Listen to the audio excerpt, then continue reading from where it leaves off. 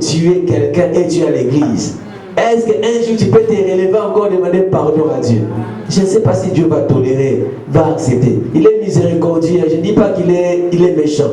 Il ne dit pas qu'il est miséricordieux, mais je ne vois pas vraiment comment je peux aller encore devant la face de Dieu et demander pardon pour un tel péché. Pourquoi? Parce que lui, Dieu l'utilise beaucoup? Oui. Ah, ok. Il y a des mécanismes de croissance. Dieu va nous faire grâce. Nous allons comprendre comment croître dans l'œuvre de Dieu. Amen. Alléluia. Amen. Je souhaiterais que ce livre soit vraiment à la fin pour que je puisse aussi être quelqu'un qui peut contribuer à la croissance des gens qui sont dans l'église de Dieu. Que Dieu nous donne les moyens pour que ça sorte cette année.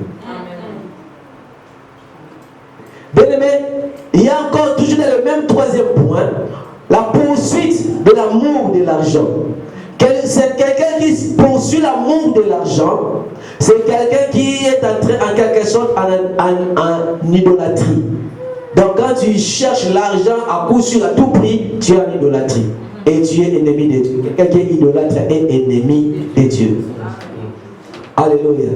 L'argent, ce n'est pas mauvais à en avoir. Même en grande quantité, ce n'est pas mauvais. Mais quand tu es accroché et tu vois l'argent comme si c'est Dieu, la réponse de toute chose, c'est l'argent.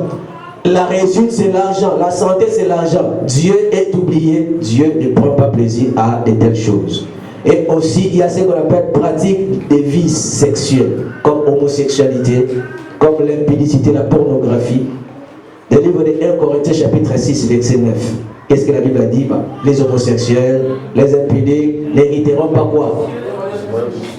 Est-ce que c'est nous qui avons dit ça? Non. C'est la Bible, hein? Ok.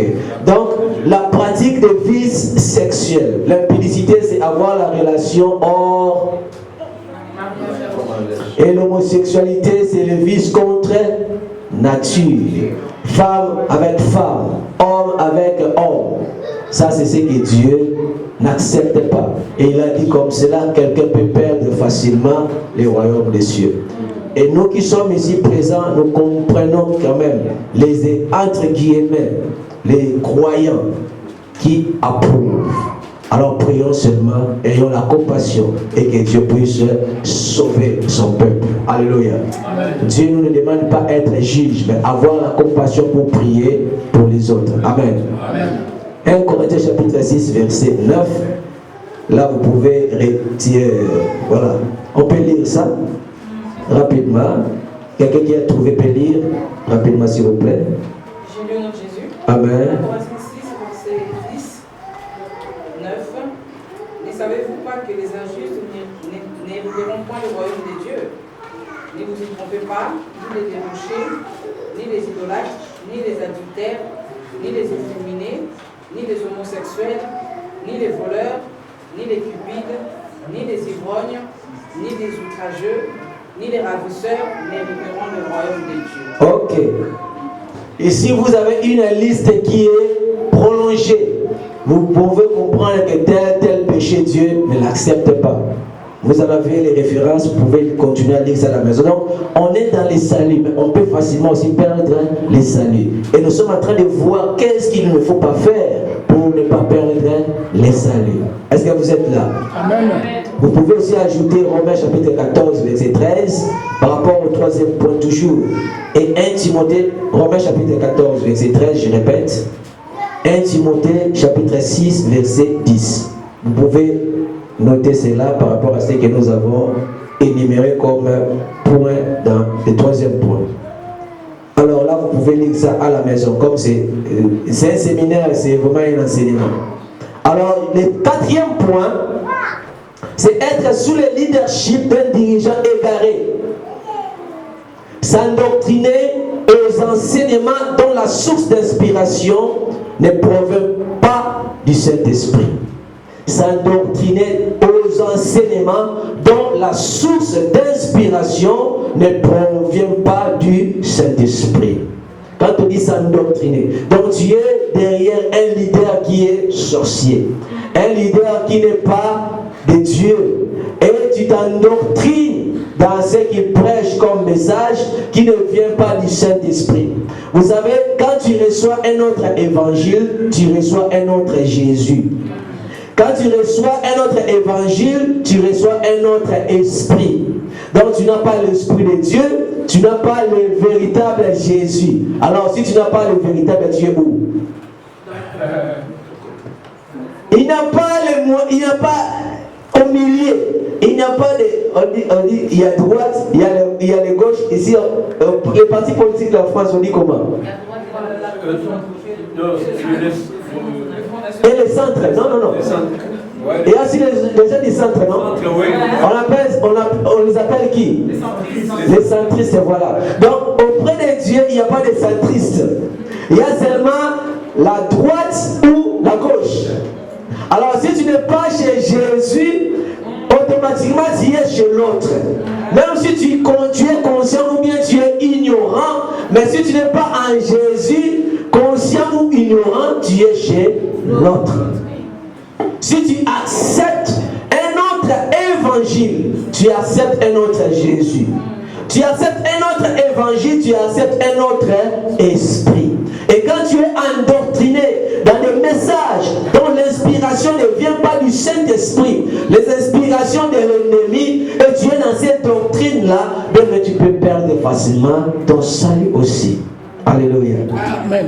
Est-ce que vous pouvez voir ça dans le livre de l'Apocalypse, chapitre 2, versets 20 à 23, où le Seigneur a dit, je viendrai, je vais tuer Jézabel avec ses enfants.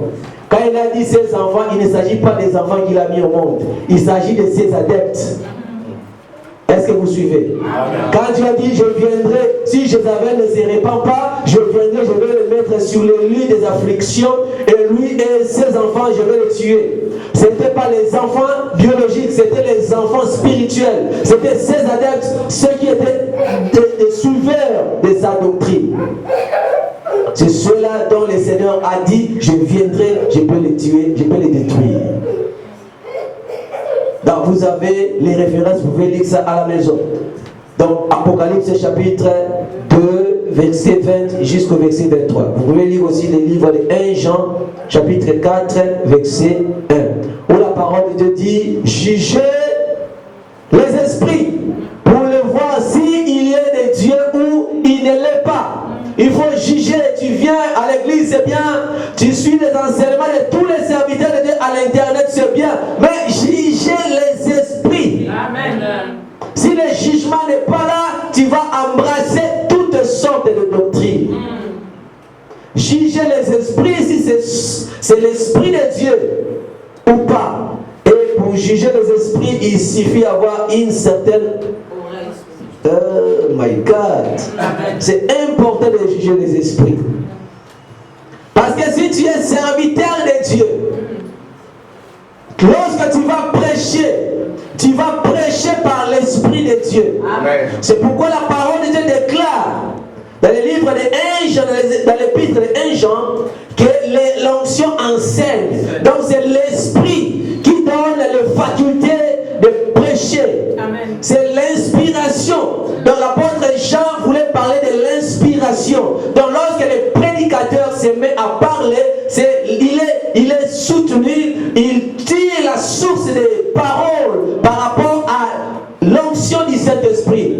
Et il parle par le Saint-Esprit. C'est pourquoi vous voyez, il y a d'autres références quand un prédicateur ou bien un prophète a donné un message, on a dit, l'Esprit a dit à l'église, l'Esprit a dit au peuple de Dieu. C'est l'Esprit parce que les paroles dont la personne prononçait de sa bouche n'étaient pas de son propre cœur. Ces paroles provenaient de quelque part. Et c'est quelque part, c'est le Saint-Esprit qui était là pour parler. N'est-ce pas que la parole de Dieu déclare, ce n'est pas par la volonté de l'homme que la prophétie n'a jamais été apportée, mais c'est poussé par le Saint-Esprit que les hommes ont parlé de la part de Dieu. Donc quand tu es serviteur de Dieu, alléluia, quand tu es serviteur de Dieu, tu parles par l'Esprit, par l'onction du Saint-Esprit. Et quand tu es le serviteur de l'ennemi, c'est l'esprit de l'ennemi qui va t'inspirer. Et quand tu es endoctriné dans de tels enseignements de l'esprit de l'ennemi, l'esprit de l'erreur, tu es aussi dans l'erreur. Tu as un autre Jésus, un autre esprit. Et tu es dans l'égarement. Tu peux perdre le salut. Alléluia. Amen. Ça, c'est le 4e point. Et le 5e point, produire des œuvres contraires aux exigences de la justice de Dieu. Produire des œuvres contraires aux exigences de la justice de Dieu. Les choses qui ne sont pas approuvées aux yeux de Dieu. Et quand tu fais ces choses-là, les choses qui ne sont pas approuvées aux yeux de Dieu, ça conduit à la mort spirituelle. Tu fais des choses qui sont contraires aux exigences de la justice de Dieu. Les choses qui ne sont pas approuvées aux yeux de Dieu conduisent à la mort spirituelle. Luc chapitre 3 verset 9. Déjà la cognée est sur l'arbre. Quiconque ne produit pas de bons fruits, le Seigneur a dit, il va couper l'arbre et le jeter où? Au feu. Et le feu, c'est le paradis? Non. C'est où? C'est l'enfer. On peut perdre facilement les salis lorsque les choses, les fruits qu'on est en train de produire ne sont pas des fruits qui sont conformes aux standards, aux fruits des standards de Dieu, aux exigences de Dieu. On peut facilement perdre les saluts. Quelqu'un peut lire rapidement s'il vous plaît? Quelqu'un peut lire pour nous Luc chapitre 3 verset 9 s'il vous plaît? J'ai lu dans Jésus. Amen. Luc 3 verset 9. Oui. Déjà même la cognée est mise à la racine des arbres. Tout arbre donc qui ne produit pas de bons fruits sera coupé et jeté au feu. Amen. Maman, c'est comme si je vous ai coupé court. Vous avez fini, c'est bon? Oui, c'est. Ah, merci beaucoup. Et il y a aussi une autre référence, vous pouvez ajouter 1 Jean chapitre 3 verset 12. Ça c'est comme si ça se répète. Lisons un peu 1 Jean aussi, rapidement. 1 Jean chapitre 3 verset 12. Je lis au nom de Jésus-Christ. Et n'est pas ressemblé à Caïn qui était du malin, qui a tué son frère. Et pourquoi le tuas-tu? Parce que ses œuvres étaient mauvaises et celles de son frère étaient justes. Donc tuer aussi, ce sont des fruits qui ne sont pas des bons fruits. Donc si les fruits ne sont pas bons, Dieu a dit les racines déjà, la cognée. La cognée c'est comme la hache. Hein? Les scies métalliques avec l'évolution de la technologie. Donc les scies métalliques est déjà à la cognée, est déjà aux racines de l'arbre. L'arbre représente l'homme. L'arbre représente le chrétien. Celui qui a la foi en Dieu. Et quand les œuvres que celui qui a la foi en Dieu produit ne sont pas conformes aux standards des œuvres de la justice de Dieu, le Seigneur a dit, la cognée est déjà à côté des racines, déjà proche de l'arbre. Si la personne s'est repentie, oui. Mais sinon, l'arbre sera coupé et jeté au feu. Cela veut dire que l'homme sera ôté de sa place et son sort éternel sera l'enfer. Donc il faudra que nous qui avons la foi produisions des fruits qui sont conformes aux exigences de la justice de Dieu. Vous avez dit exigence de la justice de Dieu, c'est quoi? Nous n'avons pas le temps pour expliquer tout ça. Écrivez, le Seigneur nous fera grâce, bien-aimés. C'est pourquoi quand je veux finir à écrire ces livres, je reviendrai parce que les hommes de Dieu sont des hommes de Dieu. J'ai dit les hommes de Dieu sont des hommes de Dieu. Les servants de Dieu aussi sont des servantes de Dieu. Amen. Parce que j'ai vu les qualités des enfants de Dieu en eux. Ce n'est pas une flatterie. Alléluia. Amen. Donc par la grâce de Dieu, nous serons toujours par la communion de l'Esprit, dans la fraternité, nous allons continuer à parler et nous allons continuer à marcher par la grâce de Dieu ensemble. Amen. Alors il y a un 6e point qui est manifester de l'orgueil devant la conviction du péché. Manifester de l'orgueil devant la conviction du péché. Manifester de l'orgueil, c'est quoi? L'orgueil, ce n'est pas ce qui est défini dans les dictionnaires de Larousse. Dans les termes bibliques, quand on parle de l'orgueil, cela veut dire quelqu'un qu'on a corrigé et il a rejeté la correction. C'est ça qu'on appelle l'orgueil. Et manifester de l'orgueil devant la conviction du péché. Donc ici, tu es convaincu qu'il y a péché. Tu es convaincu qu'il y a une faute, mais tu tu ne veux pas te repentir. Tu ne veux pas, repentance c'est quoi? Changer l'attitude intérieure pour que tu puisses te conformer à la volonté de Dieu. Donc la repentance c'est l'intérieur. Et tu ne veux pas te repentir, tu ne veux pas laisser cela, tu continues à poursuivre les mêmes choses. C'est ça, ce qu'on appelle l'orgueil. Manifester de l'orgueil, Dieu a dit quoi? Je résiste à qui? Aux orgueilleux. Et il fait grâce à qui? Aux humbles. Les humbles, ce sont des gens qui lorsqu'ils reconnaissent que c'est un péché, ils manifestent la repentance facilement, sans problème. Ce sont les humbles. Et quand l'orgueil est là, l'homme peut être anéanti. Il peut perdre son salut. Parce qu'il ne sera pas au même standard que Dieu. Dieu, il résiste les orgueilleux. S'il résiste les orgueilleux, dans les royaumes de Dieu, un orgueil ne peut pas être là. Raison pour laquelle nous disons que quelqu'un qui a la conviction, ça c'est un péché, répands-toi. Répands-toi. Quand tu as fait une erreur, il n'y a pas de juste et pas même un seul. Salomon a dit, il n'y a pas de juste, tout le monde peut pécher. Mais si ton peuple s'humilie, si ton peuple si qui ton nom est invoqué, s'humilie, cherche ta face, il dit encore quoi?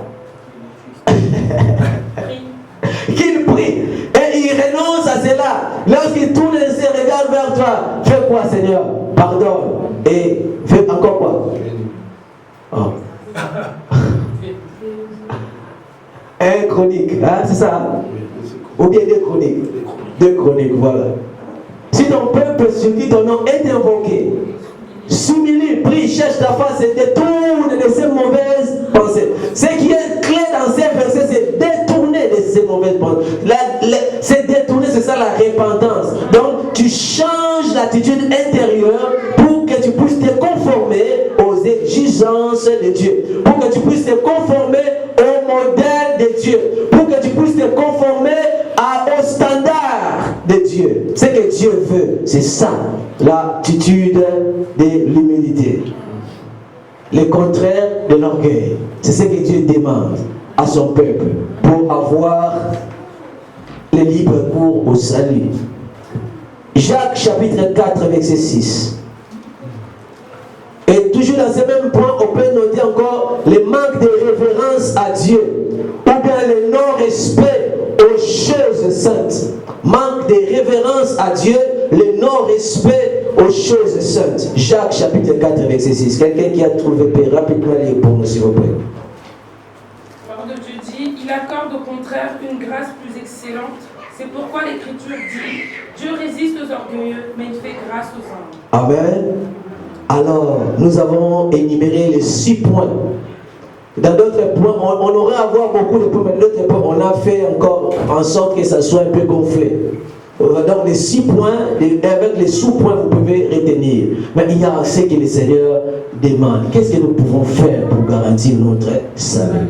Qu'est-ce qu'il faut faire pour sauvegarder notre salut? Philippiens chapitre 2. J'ai dit aujourd'hui, je vais donner beaucoup de références. Philippiens chapitre 2, première.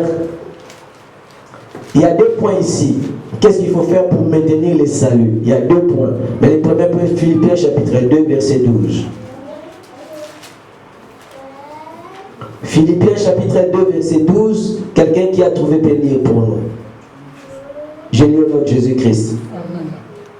Ainsi mes frères bien-aimés, ainsi mes bien-aimés, comme vous avez toujours obéi, mettez en œuvre votre salut avec crainte et tremblement, non seulement comme en ma présence, mais bien plus encore maintenant que je suis absent.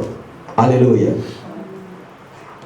Dans d'autres versions, ici on a dit, mettez votre salut, on a dit, mettez en œuvre votre salut. Mais dans notre version Amplified Bible, on a écrit complete your salvation. Complete. Donc on a dit compléter.